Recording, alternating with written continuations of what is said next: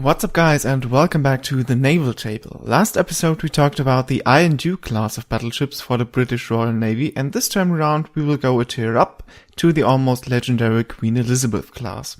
And as always, a quick disclaimer at front: if you did not watch the other episodes before this one, please feel free to do so because of recurring themes and topics like the Battle of Jutland, which will not be discussed in the detail in these later episodes. But let's get straight to the ship class for this video. The Queen Elizabeth class was a class of 5 super dreadnoughts, namely the lead ship of the class Queen Elizabeth herself, named after Queen Elizabeth I, HMS Warspite, probably the most famous one of them all, HMS Valiant, HMS Barham, which was the only ship of the class to be sunk in a dramatic fashion, and HMS Malaya, which only came into existence after the Federated Malay States donated a ton of money for another battleship of the Royal Navy. A sixth one was planned but cancelled at the outbreak of World War I. The whole class was planned to outperform every ship which came before her in basically every aspect. They were to be bigger, better armed and armored, faster and in general more powerful than any other warship before. And the British managed to achieve this. The only other warship to rival the Queen Elizabeth class during the First World War was the later built German Bayern-class battleship, although the Bayern still was 2 to 3 knots slower than the Queen Elizabeth. So how did the British build such a powerful ship? Let's start with the guns. In contrast to the older designs of the Royal Navy battleships, which were armed with 305mm or 343mm guns, the Queen Elizabeth would receive completely new 15-inch or 381mm guns.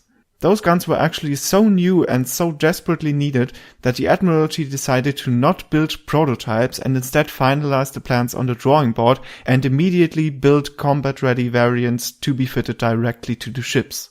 If this had not worked, Queen Elizabeth would have been armed with the old 12 or 13.5-inch guns, which would have significantly reduced her firepower because she was the first battleship class of the Royal Navy to be fitted with only 4 double turrets instead of 5.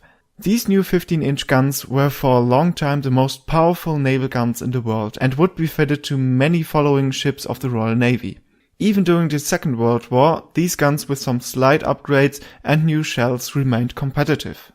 There are actually 2 ships which hold the title with 24 kilometers for the world's longest range successful hit on an enemy warship while moving at close to full speed.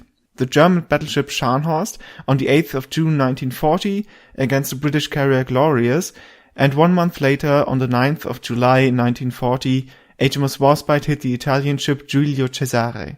There's actually a huge debate on which ship was favored to get a successful hit, as there can only be one winner, I guess. This argument involves, for example, the gun caliber, as the Scharnhorst had much smaller guns and the shells would therefore be influenced heavier by the wind, but on the other hand Scharnhorst was a much more advanced ship of the late 1930s, while Warspite, although being upgraded at the time, was still a pre-World War I design.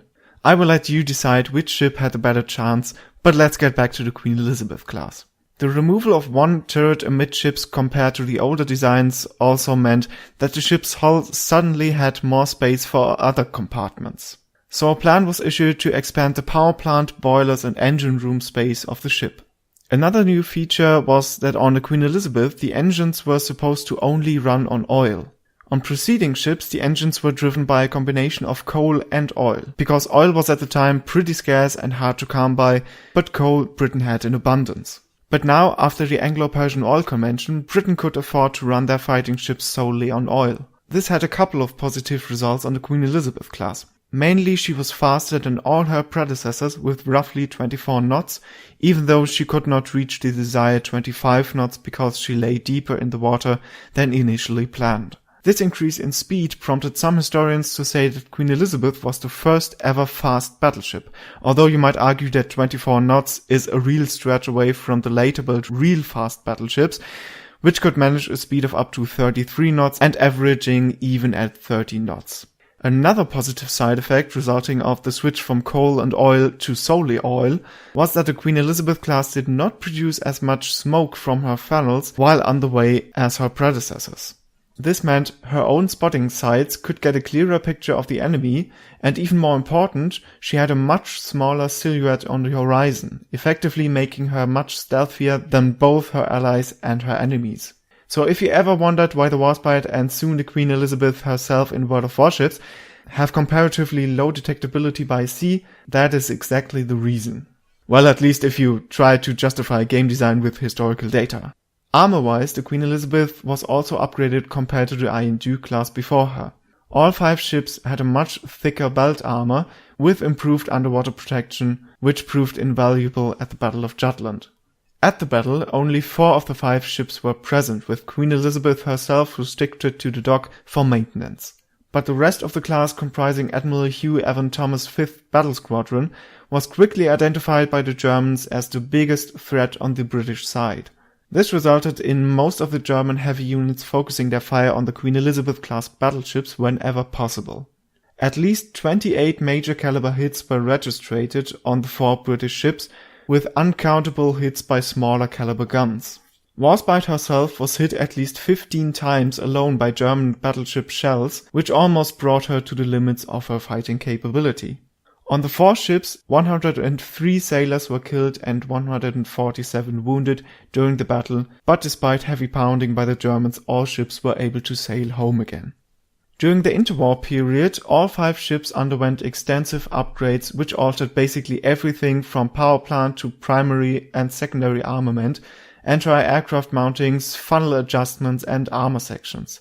But these upgrades had no universal standard to them, meaning that after the upgrades every ship looked and performed different.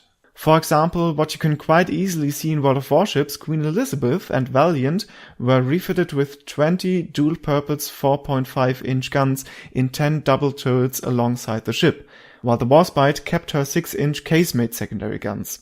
The newer so-called Queen Anne's Mansion block superstructure was also only fitted to Queen Elizabeth, Valiant and Warspite.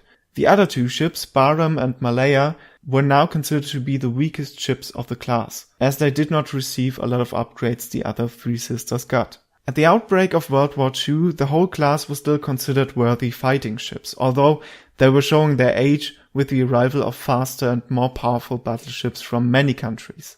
But they still had more than adequate guns, and most refits made them at least able to keep up in some regards to more modern fighting ships. Plus, they still had their reputation as the most powerful ships of the Great War, which actually could have gone a long way.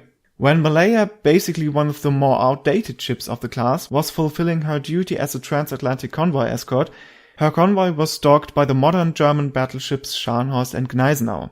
Although both German ships outclassed Malaya in every regard except gun caliber, they broke off the attack probably because the German task force leader did not want to risk his ships in open combat when he could instead stalk weaker and less defended prey. But not all ships of the class fared so well in the Second World War. HMS Barham suffered heavily because of the lack of upgrades in the interwar period. Queen Elizabeth, Warspite and Valiant were all fitted with an extensive torpedo bulge, which could absorb some of the most modern torpedoes the Royal Navy had conducted tests with. But Barham did not get the extra torpedo protection. On the 25th of November 1941, she was struck by 3 torpedoes fired by a German U-boat, U-331, while being en route with Queen Elizabeth, Valiant and some destroyers as escort in the Mediterranean. All 3 torpedoes hit so close together that Barham basically had one massive hole in the side of the ship. Because of that, there was no time to close off 3 smaller different compartments, which would have been standard procedure, but a huge mass of water poured into the ship on a single large place. The ship immediately started to capsize to port. Only moments later a giant explosion happened, probably caused by a fire in the magazines, which sealed her fate and killed 862 men who were still trapped on board.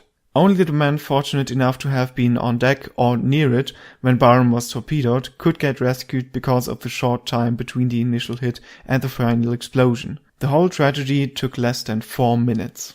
The rest of the sisters survived the war, but their time was over as well. As so many ships before them, they had outlived their time and were sent to the shipbreakers to be recycled into steel for other use in peacetime. But one ship did not want to go out so quickly. HMS Warspite, the so-called Grand Old Lady, the ship with the most battle honors ever awarded to an individual ship in the Royal Navy, and the ship with the most battle honors awarded during the Second World War, was too stubborn. So she ran herself aground at Prussia Cove, where there is a memorial for her now. And she had to be partly broken up there over a couple of years so she could finally be scrapped at Murraysian instead of Farlane in Scotland. And this is it about the Queen Elizabeth class. Well, not really, since this is one of the legendary classes in history, where basically every single ship has an amazing record of operations and battles, but this video series is mostly focused on the class as a whole. But if you would like me to cover a single ship and its history, feel free to comment below and let me know. The next time we will have a little exception. The regular tech tree in World of Warships dictates that the next ship would be the King George V class, but since the upcoming premium HMS Nelson is the historic predecessor to the KGV class, you can look forward to this one, and after that we will go on with the King George V. So I'll see you in the next one. Have a great day.